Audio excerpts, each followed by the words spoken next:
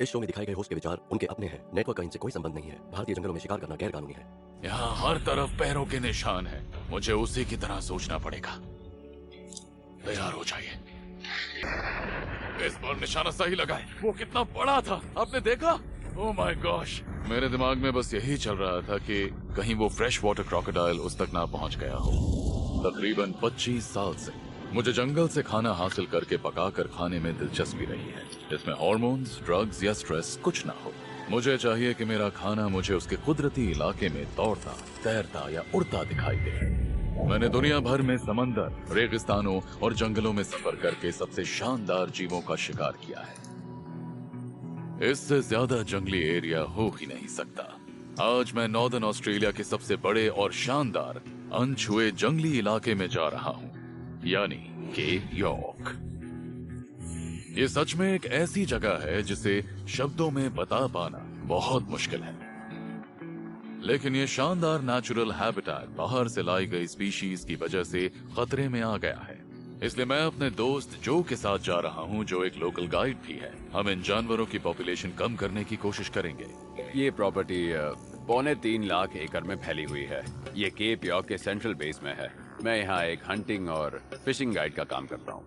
हमें बस बढ़िया शिकार, बढ़िया खाना और केप यॉर्क एक्सपीरियंस पसंद है। मुझे खुशी है कि मीट खरीदने के लिए मुझे सुपरमार्केट नहीं जाना पड़ता। मुझे पता नहीं वो मीट कहाँ से आता है और उन जानवरों को क्या खिलाते हैं।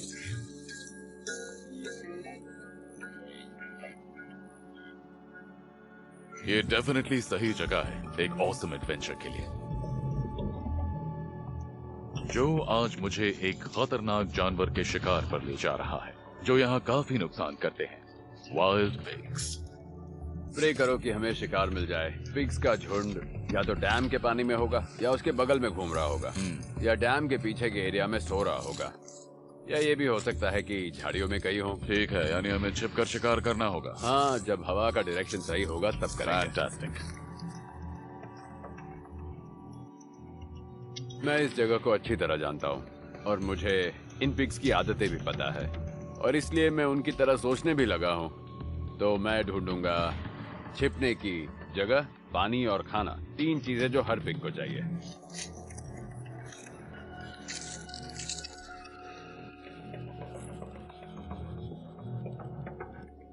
बाहर से आए इन वाइल्ड पिग्स ने यहाँ के नाजुक इकोसिस्टम को बर्बाद कर दिया है। हम जितने पिग्स का शिकार करेंगे, एनवायरनमेंट को उतना ही फायदा होगा। मुसीबत कम होगी। सही कहा। हाँ, सबको पता है कि पिग्स अच्छी तरह देख नहीं पाते, लेकिन उनके सूंघने की पावर कमाल की होती है, और सुनने की भी। मैं कभी जूते नहीं पहनता, जिससे मेरे चलने पर बहुत कम आवाज होती है। और हम जब भी पिग्स का शिकार करने जा रहे हों, तब हवा का रुख हमेशा हमारी तरफ होना चाहिए। और आपने देखा होगा कि मैं बार बार मिट्टी हवा में उड़ाकर चेक करता हूँ। गीली मिट्टी से भी हवा का डायरेक्शन पता चलता है, और अगर उन्हें आपकी स्मेल आई तो वो भाग जाएंगे। वहाँ थोड़ा आगे जमीन पर लेट कर निशाना लगाना, पीछे से। इस क्रीक से होकर चलते हैं, आगे जाकर उस तालाब तक पहुंचना है हमें। हम इतने टाइम से इस एरिया में चल रहे हैं और हर तरफ मुझे पैरों के निशान ही दिख रहे हैं, और वो सारे वाइल्ड पिग्स के हैं। और इन पैरों के निशानों को देखकर लगता है कि वो बहुत बड़े पिग्स हैं। मुझे पूरा यकीन है कि हमें जल्द ही वो दिखेंगे।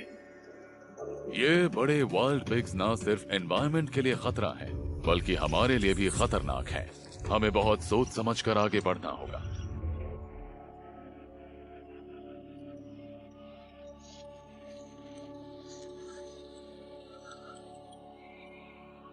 शिकार करने के लिए हवा बिल्कुल परफेक्ट है। अगर वहां पिग्स हैं तो उन तक हमारी सेंट बिल्कुल नहीं पहुंचेगी।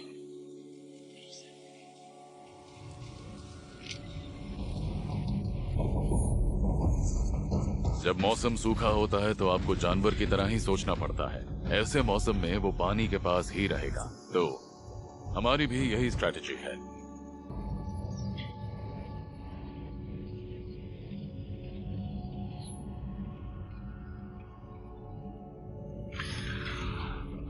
हम ना जाने कब से पानी ढूंढ रहे हैं, क्योंकि हमें पिग्स वहीं पर मिलेंगे, किसी ठंडी बढ़िया जगह पर अभी तक हम जीपीएस पर कुछ मार्क नहीं कर पाए, जिससे हम सबकी प्रॉब्लम्स बहुत बढ़ गई हैं।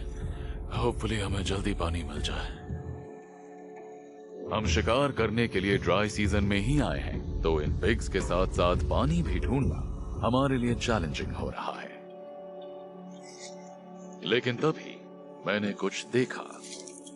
वो देखो वहां पर। हाँ, वहां पर।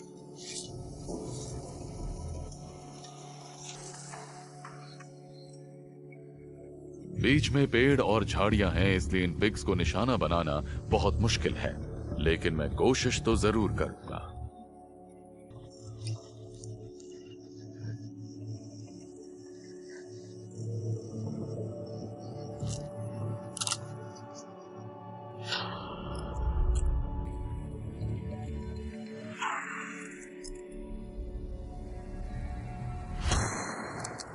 हद होती है। वहाँ एक बहुत बड़ा झुंड था और वो ठीक मेरे सामने ही घूम रहा था, लेकिन मैं उनमें से एक पर भी निशाना नहीं लगा पाया।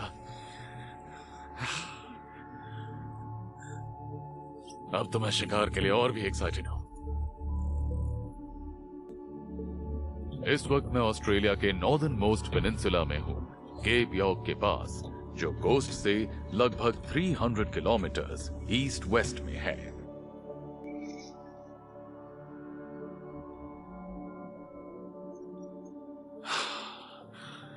हवा की डायरेक्शन बिल्कुल भी ठीक नहीं है। वो उसी तरफ बहे जा रही है जहां शिकार है, और अनफॉर्चुनेटली इन पिग्स के सूंघने की पावर अमेजिंग होती है।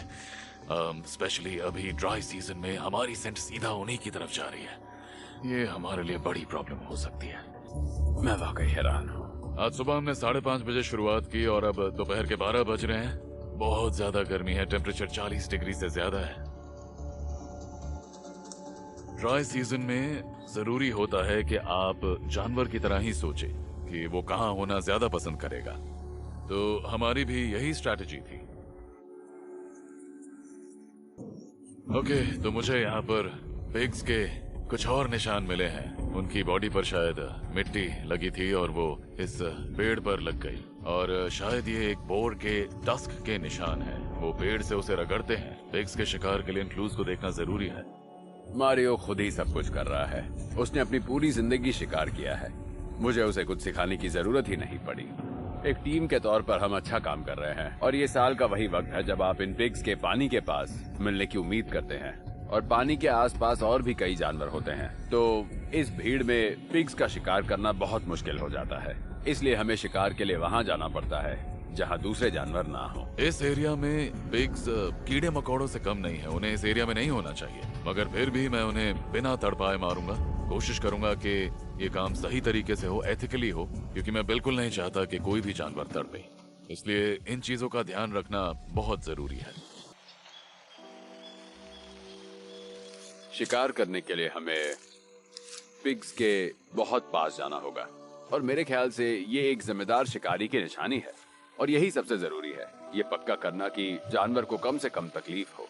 अगर मुझे अपने निशाने पर भरोसा नहीं होगा, या पिग भाग रहा होगा, या मुझे समझ ना आए कि वो क्या करने वाला है, तो अच्छा यही है कि मैं बैठा रहूं और सही निशाना लगाने का इंतजार करूं।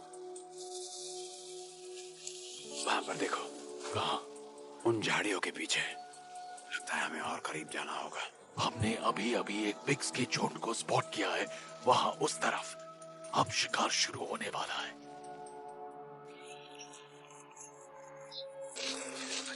हमें और करीब पहुंचना होगा, क्योंकि अगर बाकी जानवरों ने भागना शुरू किया तो पिग्स भी भाग जाएंगे। इसलिए हमें पीछे की तरफ पोजीशन लेनी होगी। ठीक है, फिर किनारे से उनके पास जाएंगे। ओके, बहुत सही, चलते रहो। शिकार शुरू हो गया है। मेरे पीछे एक बहुत बड़ा मेल पिग है, वो ह्यूज है, और साथ ही एक झुंड भी है। हम जब से यहाँ आए हैं इसी पल का वेट कर रहे थे। फिंगर्स क्रॉस के शिकार कर पाए। I really hope. Let's go. अगर गलती से भी 100 किलो से ज्यादा वजन वाले इस जानवर ने हम पर हमला कर दिया, तो वो अपने नुकीले टस्क से हमारी जान भी ले सकता है।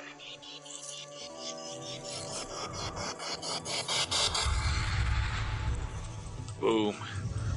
0.44 वाली बुलेट ने अपना काम कर दिया। वैसे ये वाला उतना बड़ा नहीं है, फिर भी जाकर देखते हैं। बहुत मुश्किलें आई, पर हम कामयाब हो ही गए। हाँ, खाने के लिए मीट बढ़िया होगा। बिल्कुल, मुझे भी यही लगता है। सही है।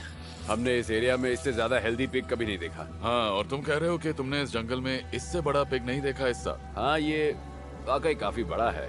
बहुत बढ़िया पिग है। हाँ ये अप्रोक्सीमेटली 80 किलो का तो होगा ही। हाँ हाँ, उतना तो होगा ही, और इसके टस्क भी काफी बड़े हैं। हाँ हाँ। अगर ये हम पर हमला कर देता तो बहुत बड़ी प्रॉब्लम हो बिल्कुल। जाती। ये हमें जान से मार सकता था। देखो, जो मैं यही कहूंगा कि मैं इसका पूरा इस्तेमाल करना चाहता हूँ। ये काफी हेल्दी है। इसका ज्यादा से ज्यादा मीट हम खाएंगे, और बाकी मैं पैक करके कैंप में ले जाऊंगा। कैसा रहेगा? हाँ, ये सही रहेगा। यही सही तरीका है। हाँ, वो बहुत दूर है और ये बहुत भारी है, पर मुझे लगता है यही करना बेस्ट होगा। हाँ हाँ बिल्कुल। तो चलो इसे ले जाने की तैयारी करते हैं, और होपफुली रास्ते में हमें ज्यादा प्रॉब्लम्स का सामना ना करना पड़े। हाँ चलो चलते हैं। ओके।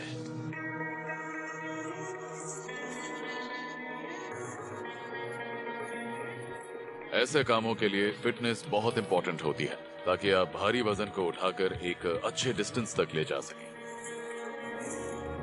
ये वाइल्ड पिग्स जिन्हें यहाँ कहीं और से लाया गया था, ये इस एरिया के लिए कीड़े मकोड़ों से कम नहीं है। ज्यादातर लोगों को इसके बारे में नहीं पता, और अगर शिकारी और छोटे गेम रैंचर्स और फार्मर्स इन जानवरों को ना मारे तो ये इस एरिया को बहुत ज्यादा नुकसान पहुंचा सकते हैं। इन वजहों से यहाँ आकर इन जानवरों का शिकार करना बहुत जरूरी हो जाता है। मुझे लगता है कई लोगों के लिए इस बात को समझना मुश्किल होगा। उनके लिए शायद जानवरों को मारना सही नहीं है, पर मैं जानता हूँ कि ऐसा करके मैं यहाँ के इकोसिस्टम की हेल्प कर रहा हूँ। इतनी गर्मी में वाइल्ड पिग्स का शिकार करने के बाद मुझे थोड़ा रिलैक्स करना है, इसलिए जो मुझे एक वाटर होल पर लाया है जिसका नाम है बिलाबोंग, और यहाँ हम साराटोगा फिश पकड़ेंगे। एक pre historic fresh water fish जो ऑस्ट्रेलिया की नेटिव है। यहीं पर फिश है। हाँ परफेक्ट, बहुत बढ़िया। मैं एक प्री हिस्टोरिक फिश को पकड़ने के लिए बहुत एक्साइटेड हूँ। ये फिश तब भी थी जब डायनासोर्स अर्थ पर घूमते थे। ओ, मिल गई। आराम से। अरे यार, वाह, यहाँ फिशिंग में अक्सर ऐसा होता है ना, ऐसा लगता है कि उसने बेट पकड़ लिया है पर वो फिर छोड़ देती है। वो आजाद हो गई। हाँ, लेकिन वो अब भी वही है। पर वो साराटोगा फिश ही थी ना। हाँ हाँ बिल्कुल। ये वाटर होल दिखने में शांत लग सकता है, लेकिन यहाँ पर फ्रेश वाटर क्रोकोडाइल्स भी पाए जाते हैं। आपको पता ही नहीं चलेगा कि पानी के नीचे वो कहाँ छिपे हैं। आज फिश नहीं पकड़ पा रहे हैं। हाँ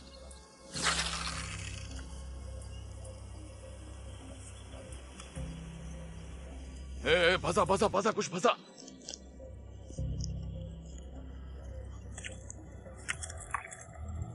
कम ऑन जो, यस, क्या बात है। ब्यूटीफुल। काफी बड़ी फिश है। हाँ, लग तो रहा है। हाँ, बड़ी फिश ही तो हमें चाहिए थी। अभी तक भी वो बाहर नहीं निकली है। हम बात ही कर रहे थे, फिर अचानक बूम। ये अच्छी फिश है ना? लग तो रहा है कि बड़ी है। ऐसा हमेशा होता है, जब भी आपका ध्यान नहीं होता है अचानक फिश फंस जाती है। हाँ देखो वो रॉड पर कितना प्रेशर डाल रही है। क्या बात है। यस यस, वो फंसी हुई है ना? ओ हाँ, अभी फंसी हुई है। वो फिश बुरी तरह से फंस चुकी है, शायद किसी डूबे हुए पेड़ के तने के नीचे। जो ने उसे खींचने की कोशिश की, लेकिन वो कहीं अटक गई है। लगता है लाइन कहीं फंस गई है। हाँ हाँ, देखो मेरी लाइन कहाँ जा रही है। हाँ देख रहे हो वहाँ? हाँ, बबल्स बन रहे हैं। हाँ हाँ, ठीक है ठीक है यानी ठीक है, फिश ठीक है। वहीं पर है। मैं वहाँ जाकर उसे निकालने की कोशिश करता हाँ, हूँ, हाँ। ठीक है? जो कि फिशिंग लाइन किसी चीज में वहाँ फंस गई है, और अब मुझे वहाँ जाकर उसे पेड़ के एक तरफ से निकालना पड़ेगा। इस लाइन में एक बड़ी सैराटोगा फिश फंसी है। लेकिन हाँ, यहाँ पानी में क्रोकोडाइल्स भी पाए जाते हैं। इस लाइन को पकड़कर तुम फिश तक पहुंच तो जाओगे, लेकिन संभल कर रहना। उसे सीधे गिल्स से पकड़ना और ओह माय गॉश, ठीक है। क्या इस मछली को हम जाने दें, या फिर मैं इस पानी में उतरूं जिसमें जरूर क्रोकोडाइल्स हैं? सोचने के बाद मैंने डिसाइड किया कि हम फिश को नहीं जाने दे सकते। मुझे वो साराटोगा चाहिए ही। अब मजा आने वाला है।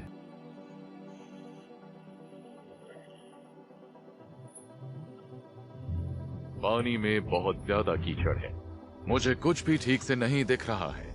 किसी भी वक्त कोई क्रोकोडाइल मुझ पर अटैक कर सकता है। लाइन के आगे की तरफ कहीं है, शायद तने के नीचे। मैंने लाइन को निकालने की बहुत कोशिश की, लेकिन वो बुरी तरह उलझी हुई है। शायद किसी बड़े पेड़ के नीचे अटकी है। कोई बात नहीं, मैं जब ढीला छोड़ूं तो तुम खींच लेना। ठीक है। मेरे दिमाग में बस यही चल रहा है कि कहीं कोई क्रोकोडाइल मुझसे पहले उस फिश तक ना पहुंच जाए। उसे अपने पास खींचने की कोशिश करके देखो, या उसे किसी क्रोकोडाइल ने तो नहीं खा लिया। जो तैयार रहना। अरे मिल गई। फिश मुझे मिल गई। अब मुझे तुरंत पानी से बाहर निकलना होगा। मुझे मिल गई। किनारे पर ले आओ। क्रोकोडाइल से भरे इस वाटर होल में उतरकर प्री हिस्टोरिक फिश को पकड़ने का एक अलग ही मजा है। ये देखो, ये सारटोगा। हमारा मिशन सक्सेसफुल रहा।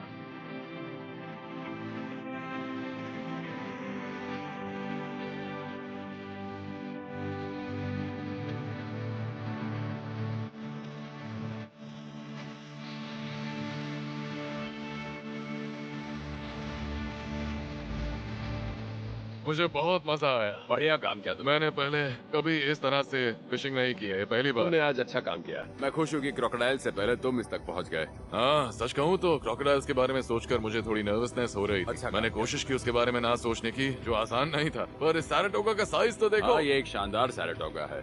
वैसे दिखने में ये काफी एंशिएंट फिश लग रही है। हाँ सही कहा। इसकी आंखें सिर के ऊपर हैं, बड़ा चौड़ा मुंह है। हाँ। ये कमाल की है। मैं तो बहुत ही एक्साइटेड हूँ कि तुम किचन में जाकर इसका क्या बनाओगे। हाँ, इससे एक बढ़िया डिश बनाऊंगा। वैसे भी मैंने किसी भी फिश को पकड़ने के लिए इतनी मेहनत कभी नहीं की। हाँ सही तो बात हम 100% इसे डिजर्व करते हैं। हाँ हाँ बिल्कुल। अब वापस कैंप जाकर मैं एक वेल डिजर्व्ड डिनर बनाऊंगा। लिमिटेड रिसोर्सेज और कैंप साइट बहुत दूर होने की वजह से मैं एक सिंपल डिश बनाने वाला हूँ। यहाँ जो चीजें आसानी से मिल जाती हैं, उन्हीं का इस्तेमाल करके मैं प्रोटीन को कुक करूंगा। अच्छी बात यह है कि हमारे कैंप के पास ही एक टर्माइट माउंट है, जिसे खोदकर हमने एक अवन तैयार किया है और इसी में ही हम फिश को स्मोक करेंगे लोकल बार्क के साथ। जो टर्माइट अवन को गर्म कर रहा है, मैं सारटोगा को तैयार करूंगा। मैंने इस फिश को बीच से काट लिया है और उसमें ढेर सारा बटर डाल दिया है। इसके बाद मैं इसमें डाल रहा हूं स्पेनिश अनियंस, थाइम और गार्लिक। अब इसे स्मोक करने के लिए टर्माइट अवन में रख देंगे। जब तक फिश रेडी होती है, मैं वाइल्ड बोर श्निट्ज़ल बनाने की तैयारी कर रहा हूं। तो मैंने बैक स्ट्रैप को बीच से काट लिया है। उसके मीट को इस मैलेट से अच्छी तरह से पीट कर सॉफ्ट कर लिया है। सॉल्ट और पेपर से सीजन करने के बाद मैं इसे एग वॉश में डालूंगा और फिर क्रम्स लगाऊंगा। तो ये देखिए, मैंने इस पैन को इस तरह से गर्म कर लिया है। इसमें हम डालेंगे ऑयल और उसके बाद वाइल्ड बोर श्निट्ज़ल्स को इस पर कुक करेंगे। तो ये देखिए, वाइल्ड पिग के बैक के ये 2 मीट पीसेस हैं। वाह, ये देखिए, आवाज सुनकर ही मजा आ गया। हॉट ऑयल पर ये सिजल कर रहा है। ये देखिए, बढ़िया गोल्डन ब्राउन कलर चाहिए। परफेक्ट। दूसरे को भी पलट देते हैं। शिकार किए हुए मीट को कुक करने का ये एक बहुत ही सिंपल तरीका है। कोई भी इसे आसानी से बना सकता है। मीट के साथ मैं सर्व करूंगा कैरामलाइज्ड अनियन चटनी। ये परफेक्ट रहेगी। ये रेडी हो गया।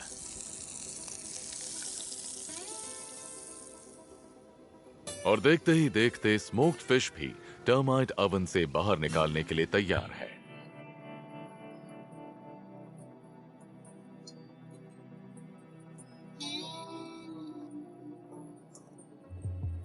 वाह, ये तो बहुत बढ़िया बनी है। ऑसम। स्किन हटाओगे? हाँ, ये भी बहुत आसान है। देखो।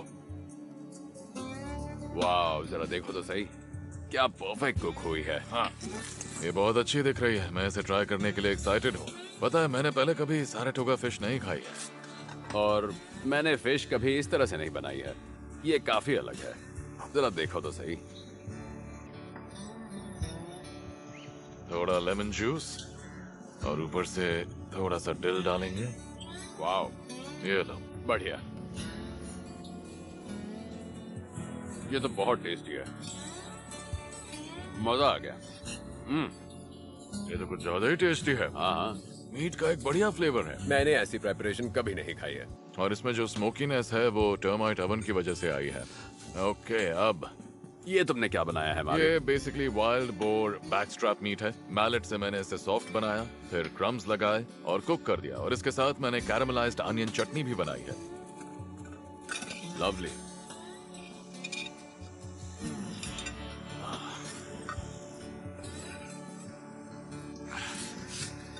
कैसा है? बहुत बढ़िया।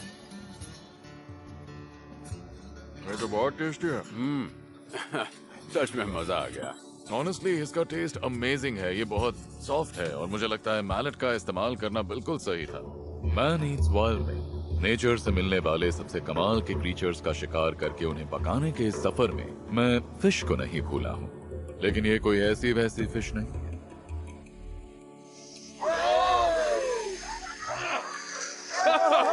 वो बहुत ताकत लगा रही है। हाँ, बहुत जोश है और वो बहुत पावरफुल है। मुझे लगता है हर इंसान के अंदर, चाहे आप शिकार करते हैं या नहीं करते, एक चाहत होती है बड़ी चीजों को हासिल करने की। हम पकड़ लेंगे बॉय। पहली बार मुझे फिशिंग का ये जबरदस्त शौक तब लगा जब मैं अपने डैड के साथ ट्यूना पकड़ रहा था, लेकिन किस्मत से मैंने एक मार्लिन फिश पकड़ ली और तब से फिशिंग मेरी हॉबी बन गई। क्या बात है! इससे ज्यादा मजा और किसी चीज में नहीं आता है। बेसिकली आप सी जायंट्स के साथ मुकाबला कर रहे हैं। ये एक ऐसा एक्सपीरियंस है जिसे समझा पाना मुश्किल है। इंतजार करते करते आप बोर हो जाते हैं। 7 नॉट्स की स्लो स्पीड से बढ़ते हुए समुद्र में तैरते हुए चारा देखते रहते हैं, और तभी अचानक फिशिंग रील तेजी से घूमने लगती है और तब आपको उसकी पावर का एहसास होता है। उस वक्त थोड़ी घबराहट होती है और मन में कई सवाल होते हैं। फिश कितनी बड़ी है? क्या वो हुक में फंसी है? क्या हुक मुंह में फंसा है या फिर पूंछ में फंसा है? क्या वो और गहराई में चली जाएगी? जब पता चल जाए कि फिश फंस चुकी है, तब आपकी बारी होती है, जहां आप अपनी पूरी ताकत लगा देते हैं। मुकाबला इंसान और सी जायंट्स के बीच है, जो 15 मिनट से लेकर 6 घंटों तक जा सकता है।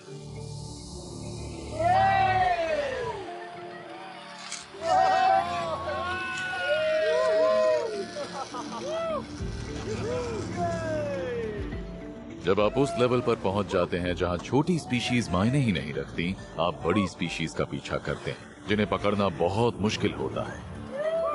एक फिशरमैन के तौर पर अगर आप एक बड़े चैलेंज के लिए तैयार हैं, तो इस फिश को पकड़िए।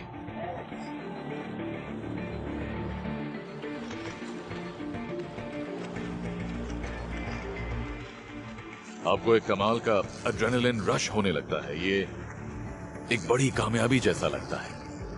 अक्सर मेरा फोकस नेचर से खाना जुटाने पर होता है और इस काम में मैं एक्सपर्ट हूं, लेकिन मुझे शिकार करने से ज्यादा मजा उनका पीछा करने में आता है। कितनी शानदार है! गेम फिशिंग करते हुए मैं अपनी पकड़ी हुई लगभग सारी फिश वापस छोड़ देता हूं। मेरी नजर में यही सही तरीका है। अब तक तो आप समझ ही गए होंगे कि मैं फिशिंग का दीवाना हूं, लेकिन मेरा अगला एडवेंचर कुछ ऐसा है जो मैंने जिंदगी में पहले कभी नहीं किया। हम कोस्ट से 800 मीटर दूर नॉर्थ में हैं। हम 700 मीटर की ऊंचाई पर व्हाइट आइलैंड की तरफ ऊपर जा रहे हैं। आज मैं व्हाइट आइलैंड जा रहा हूँ, न्यूजीलैंड के ईस्ट कोस्ट पर मौजूद एक एक्टिव वोल्केनो। इस काम के लिए आपने बहुत परफेक्ट दिन चुना है। तुम मुझे व्हाइट आइलैंड और उस वोल्केनो के बारे में कुछ बता सकते हो? हाँ, तो ये जो व्हाइट आइलैंड है, ये सिर्फ 150 से 2 लाख साल पुराना हो सकता है। तो एक वोल्केनो के हिसाब से ये अभी एक टीनेजर है। अच्छा। बीच बीच में ये आग उगलता रहता है और इसमें से लावा भी निकलता है। इसमें पिछला बड़ा इरप्शन साल 2000 में हुआ था और तब इस आइलैंड से बहुत गैस निकली थी। सल्फ्यूरिक? हाँ, सही कहा, सल्फ्यूरिक। मैं सल्फर की स्मेल को सूंघ सकता हूँ। बाप रे, कितना शानदार नजारा है। इस वक्त हम आसमान में अप्रोक्सीमेटली 2000 मीटर की ऊंचाई पर होंगे और मेरे सामने एक एक्टिव वोल्केनो है। ये वाकई जबरदस्त है। मैंने ऐसा नजारा पहले कभी नहीं देखा और इसलिए आज मैं बहुत ज्यादा एक्साइटेड हूँ। हेलीकॉप्टर से जिस वोल्केनो को हम देख रहे हैं, वो समुद्र के नीचे मौजूद एक बड़े वोल्केनो की पीक है। ये आइलैंड तभी से लगातार वॉल्केनिक गैस उगल रहा है जब यूरोपियन एक्सप्लोरर्स 17th सेंचुरी में पहली बार इस जगह पर आए थे। तुम्हें आसपास फिशिंग करने के बारे में कुछ पता है क्या? यहाँ पर पाई जाने वाली पुराने जमाने की फिशेस तो दुनिया भर में मशहूर है।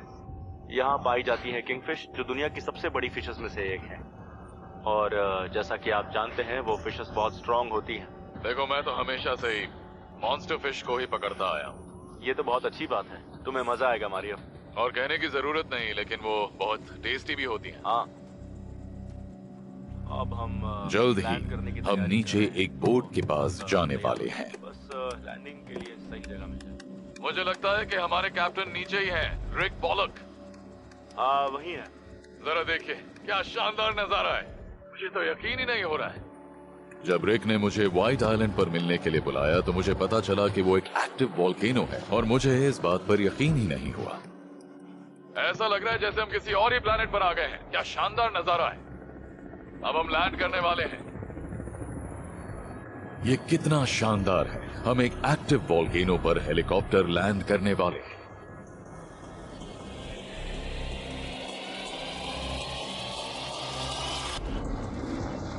बाप रे, ये जबरदस्त है। लकीली मेरा पायलट जेसन इस वॉल्केनो को अच्छी तरह से जानता है और वो पहले भी यहां लैंड कर चुका है। टचडाउन। बहुत अच्छे जेसन, थैंक यू दोस्त। सच कहूं तो मैंने कभी नहीं सोचा था कि जिंदगी में फिशिंग ट्रिप की शुरुआत मैं एक एक्टिव वॉल्केनो पर करूंगा। सच में मेरे लिए किसी सपने से कम नहीं है। क्या नजारा है। पीछे धुएं का गुबार उठ रहा है। यहाँ बदबू थोड़ी ज्यादा है पर ऐसा लग रहा है मैं चांद पर आ गया हूँ। ये बहुत अजीब है। आंखों में थोड़ी जलन हो रही है। इस जगह के बारे में कुछ तो खास है। मुझे बताया गया है दुनिया की बेस्ट किंगफिश इसी जगह पर मिलती है। अगर आपको किंगफिश पकड़नी है तो आपको यहीं आना चाहिए। बोट पर आने की परमिशन है captain. Captain Rick Pollock. Hey, good to कैसे हो सी यू तुम? Again sir. Nice to see you again. तो बताइए सब कैसा चल रहा है सर? बहुत बढ़िया। हाँ? हमारा सीजन काफी बिजी रहा, सर्दियों में थोड़ा आराम मिला था और अब हम फिर से काम में जुट गए हैं।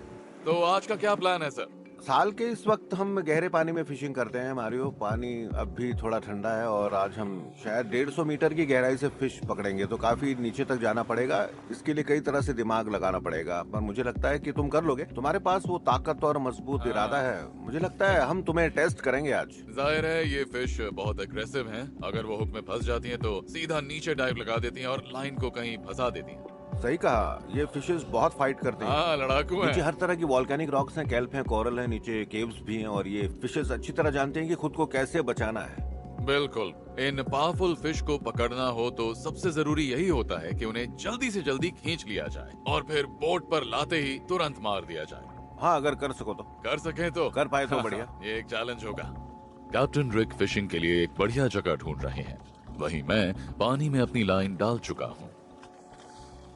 तो मैंने 130 मीटर गहरे पानी में अपना हुक डाल दिया है और ये तो पक्का है इतनी गहराई पर अगर हमें कोई मछली मिलती है तो उसे निकालना बहुत मुश्किल होगा, क्योंकि वो रीफ के नीचे जा सकती है या गहराई में हमसे छिपने की कोशिश कर सकती है।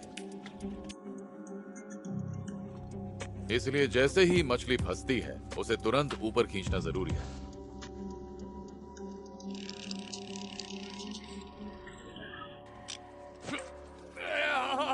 एक फंसी।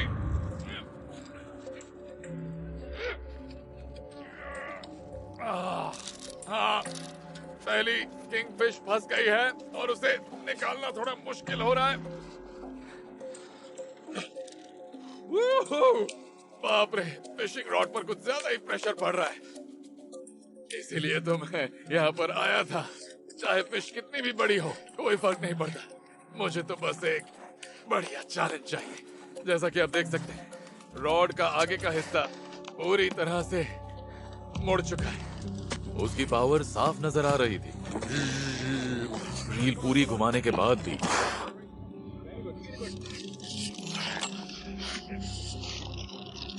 ये समुद्र की सबसे बड़ी मछली नहीं है, लेकिन पकड़े जाने पर मुकाबला आखिरी दम तक करती है।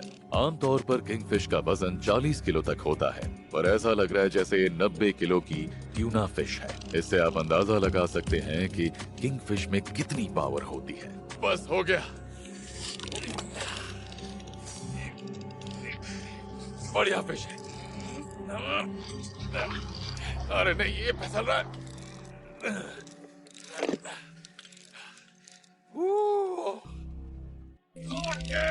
ऊपर आ गई है। मैं न्यूजीलैंड के ईस्ट कोस्ट के पास किंगफिश पकड़ रहा हूँ। ये कुछ ज्यादा ही पावरफुल है, ऊपर ही नहीं आ रही।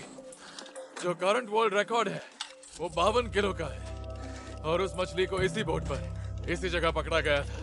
किंगफिश पकड़नी है तो यहीं आना पड़ेगा। ओके मारियो, तुमने वो फिश ऊपर खींच ली है, मैं इस बात से बहुत खुश हूँ। ये देखो, अब फिश नजर आने लगी है। ओके मारियो, आराम से अपना पूरा दम लगा दो, ठीक है? हाँ ठीक है, तुम ठीक कर है। लोगे। Good boy. हुक उसके मुंह के कोने में फंसा है ना? हाँ। फिश में हुक फंसने के बाद सवाल होता है कि वो कितनी बड़ी है, और जब तक आप उसे देख नहीं लेते तब तक चैन नहीं मिलता।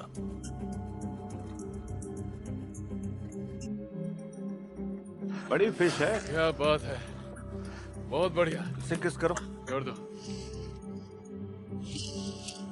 बढ़िया फिश थी, उतनी बड़ी नहीं थी जितनी मुझे उम्मीद थी, पर तो कहते हैं ना, जहाँ छोटी फिश होती है वहाँ बड़ी भी जरूर होती है। उम्मीद है खाने के लिए एक बड़ी फिश पकड़ पाऊँ। मैं चाहता हूँ एक बढ़िया किंग फिश पकड़ूं, क्योंकि हमें एक बढ़िया डिश बनानी है जिसका नाम है सिविचे। एक दो बार और ट्राई करके देखते हैं क्या मिलता है। ओके,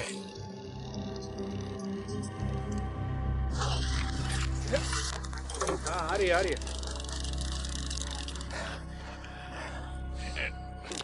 तुम छोटी फिशेस पकड़ रहे हो मारियो, हमें और बड़ी फिशेस चाहिए। कम ऑन, खींचो खींचो, कर सकते हो। ताकत लगाओ। एक मिली है, काफी बड़ी है।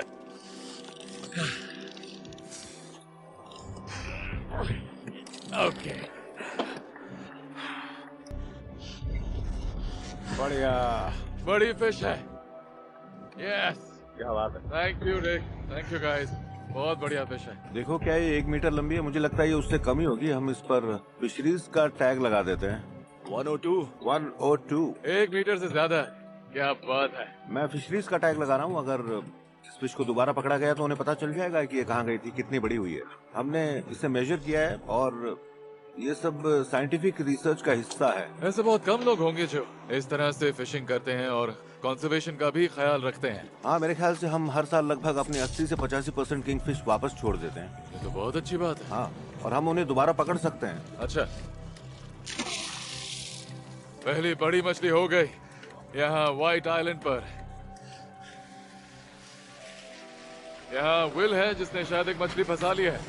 पता नहीं ये कितनी बड़ी है, पर काफी स्ट्रॉन्ग लग रही है। अगर बड़ी हुई तो हम उसे रख लेंगे, तभी हम अपनी वो बढ़िया सी डिश बना पाएंगे, किंगफिश सिविचे।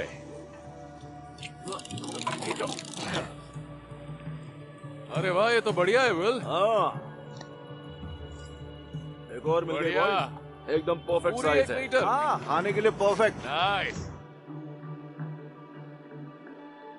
तो आज के दिन हमने खूब सारी फिशिंग की बे ऑफ प्लेंटी में, वहीं व्हाइट आइलैंड वोल्केनो आप देख सकते हैं मेरे पीछे है। आज मैं आपके लिए बनाने वाला हूँ किंगफिश सिविचे। ये एक बहुत ही फ्रेश डिश होने वाली है। तो आप देख सकते हैं मैंने यहाँ जो किंगफिश पकड़ी है उसका टेल का हिस्सा काट कर निकाल लिया। अब हमने जो फिले काट कर निकाला है उसके पतले पतले टुकड़े काट लेंगे। इसे अच्छी तरह से साफ करना है और रीढ़ की हड्डी के पास जो रेड मीट है उसे भी निकालना है। इसके पतले पतले स्लाइसेस काटेंगे। इसके लिए शार्प नाइफ होना बेहद जरूरी है। ठीक है, ये हो गया है। मेरे पास यहाँ बोल में है लेमन जूस, ग्रेप फ्रूट और लाइम जूस। बेसिकली सिविचे में आप किसी भी तरह का सिट्रिक जूस डाल सकते हैं। अब मैं लूंगा ऑलिव ऑयल, चॉप्ड कैप्सिकम और क्यूकम्बर, थोड़ा पिकल्ड जिंजर और मिंट, चाइव्स और कोरिएंडर। तो अब हम ये जो सिट्रिक जूस है इसे मीट के ऊपर डालेंगे। इससे ये थोड़ा थोड़ा कुक होने लगेगा। इसे सिट्रिक कुकिंग कहते हैं। अब इसे थोड़ा स्प्रिंकल करेंगे। मैंने ली है येलो कैप्सिकम, बस कलर के लिए। थोड़ी सी रेड चिली, मुझे थोड़ा स्पाइसी पसंद है, आप चाहें तो इसे ना डालें। मैं थोड़ी ग्रीन चिलीज भी डाल देता हूँ। अब पिकल्ड जिंजर, कोरिएंडर। ये इतना आसान है कि कोई भी इसे बना सकता है। ये रॉकेट साइंस नहीं है, ये बस एक बढ़िया फ्रेश डिश है और इसका टेस्ट अमेजिंग होगा। ऊपर से थोड़े से चाइव्स, ऑलिव ऑयल, आप चाहें तो थोड़ा सोया सॉस भी डाल सकते हैं। तैयार है किंगफिश ceviche। इसे हमने बनाया बे ऑफ प्लेंटी में और ये बिल्कुल ताजा है। ये जो फिश है ये आज सुबह ही पकड़ी गई थी। मानना पड़ेगा, ये एक कमाल का एक्सपीरियंस रहा। हमने आज सुबह इतनी सारी किंगफिश को पकड़ा और वो भी एक एक्टिव वॉल्केनो के सामने, और उसके सामने ही हमने ये कमाल की डिश भी बनाई।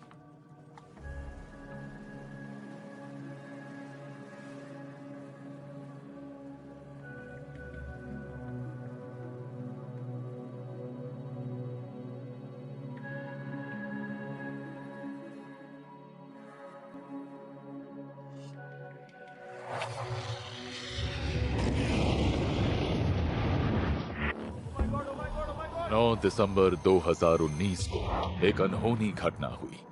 व्हाइट आइलैंड वॉल्केनो फट पड़ा। उस वक्त इस आइलैंड पर 47 टूरिस्ट्स घूम रहे थे और बदकिस्मती से उस एक्सप्लोजन की वजह से उस दिन 20 लोगों की जान चली गई। कई लोग घायल भी हुए। जान के इस नुकसान को शब्दों में बयां कर पाना बिल्कुल नामुमकिन है, और मुझे यकीन था कि रिक को भी ये खबर अच्छी नहीं लगी होगी, जिन्होंने कई सालों तक यहाँ फिशिंग की है और वो अपनी बोट को किनारे पर ही बांधते थे। सुनिए रिक, मैं ये कह रहा था कि... फोन पर रिक से बात करने के बाद हमने फैसला किया कि हम नजदीकी फिशिंग स्पॉट पर एक आखिरी ट्रिप के लिए आएंगे, विक्टिम्स और समुद्र को ट्रिब्यूट देने के लिए। सच कह रहा हूँ, व्हाइट आइलैंड का इरप्शन बहुत बड़ा सदमा था। मरने वालों में जिस पहले आदमी का नाम था वो पहले मेरी बोट पर काम करता था। मेरी बोट पर काम करने वाला एक और आदमी उस आइलैंड पर लोगों को बचा रहा था, और इसलिए मुझे ऐसा लगा जैसे मैं वहाँ था और मेरे अंदर एक अलग सी बेचैनी उबल रही थी। ये बहुत बुरा हादसा था, कई लोगों ने अपनी जान गंवा दी।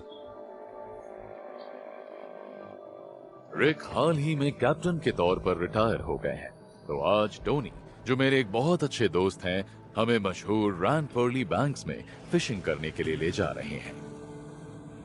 मेरे ख्याल से यहाँ फिश पकड़ने वाले हम पहले थे 1979 में शौकिया तौर पर। तो हाँ, मैं बहुत लंबे टाइम के बाद यहाँ वापस आया हूँ और ये स्प्रिंग टाइम यहाँ आने के लिए साल का सबसे बढ़िया वक्त है। हाँ। रैनफर्ली बैंक्स न्यूजीलैंड के ईस्ट कोस्ट के पास पानी के नीचे मौजूद एक अलग ही माउंटेन रेंज है। यहाँ रहती हैं आज तक की पकड़ी गई सबसे बड़ी किंगफिश और ब्लू मार्लिन। लेकिन इससे पहले कि मैं एक बड़ी फिश को पकड़ूं, मुझे जिंदा चारा पकड़ना होगा। ब्यूटीफुल, ये चारा है पर ये जिंदा फिश है। बड़ी मछली के लिए इससे बेहतर और क्या होगा, और हम बड़ी मछली ही पकड़ेंगे। अरे वाह, एक और पकड़ ली। एक कहावाई मिली है और उम्मीद है कि इसकी मदद से हम बड़ी किंगफिश पकड़ पाएंगे। आप देख सकते हैं इस टैंक में कहावाई है। किंगफिश इन्हीं फिश को खाना पसंद करते हैं। अब हम समुद्र में जाएंगे और उम्मीद करते हैं कि एक बड़ी किंगफिश पकड़ पाएं। मैं पूरी तरह से तैयार हूं। क्या बात है, मैंने और रिक दोनों ने एक मछली फंसा ली है। ये एक छोटी किंगफिश है, पर शुरुआत तो हो गई है। पहली मछली छोटी निकली तो अगली वाली बड़ी होगी। शुरुआत अच्छी है। मैंने जो पहले पकड़ी उससे ये थोड़ी बड़ी है, और उसका मतलब है ये 3 किलो की होगी। इस फिश के लिए तो मैं अपनी रॉड होल्डर से बाहर नहीं निकालूंगा। बढ़िया। हाँ, मुझे एक मिल गई है, एक और मिल गई। क्या बात है। South African fish. बड़ी फिश मिल रही है, पर धीरे धीरे। और धीरे धीरे ही हम बड़ी से बड़ी किंगफिश पकड़ने लगे, पर मुझे ऐसा लग रहा था कि नीचे सबसे बड़ी किंगफिश हमारा इंतजार कर रही है। Come on Mario, come on, come on. एक फंसी है। सारी ला रही है, पावरफुल है। शायद ये फिश अब तक की सबसे बड़ी है। ओह, ये बहुत बड़ी फिश है। आखिरी वक्त तक इंतजार करने से कुछ तो मिला। गाइस, ये बहुत बढ़िया फिश होने वाली है। हाँ, ये बहुत बड़ी फिश होगी। अब भी लड़ रही है। वाह, जरा ये देखो गाइस। क्या बात है, बहुत बड़ी फिश है। वाह, ये अमेजिंग है। यही वो बड़ी फिश है जिसका मुझे इंतजार था। ये देखिए दोस्तों, 50 किलो की बैस फिश।